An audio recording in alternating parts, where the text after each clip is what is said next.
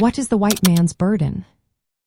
Have you ever wondered why certain historical narratives seem to paint a picture of moral obligation tied to colonialism?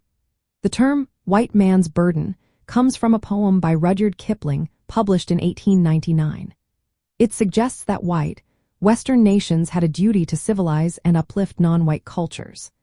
This idea was often used to justify colonial expansion during the late 19th and early 20th centuries. From an anthropological viewpoint, the white man's burden reflects a belief that non-European cultures were primitive and needed Western guidance. This perspective is rooted in ethnocentrism, where one culture is viewed as superior to others. The notion implies that Western societies were destined to bring civilization, economic progress, and cultural development to non-white populations, frequently through colonialism. The poem and its broader implications portray non-European peoples in a negative light, suggesting they were both savage and childlike. This view justified colonial rule, framing it as a benevolent act aimed at civilizing and stabilizing societies deemed inferior.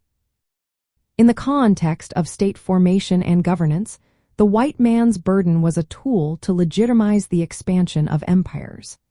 It was used to justify the imposition of Western values and governance systems on colonized peoples, often under the guise of providing stability and peace. Practically, this concept led to the introduction of Western education, religion, and political systems in colonized societies. Unfortunately, this often resulted in the suppression of indigenous cultures and the exploitation of local resources for the benefit of the colonizers. Anthropologically, the white man's burden highlights the power dynamics in colonial interactions. Cultural superiority was used to justify domination, and this concept is essential for understanding the historical context of colonialism. The impacts of this ideology can still be felt in global societies today, as the legacies of colonialism continue to shape social and political landscapes. Understanding the white man's burden helps us grasp the complexities of colonialism, societal evolution, and state formation. It serves as a reminder of the historical narratives that have influenced governance and cultural interactions throughout the world.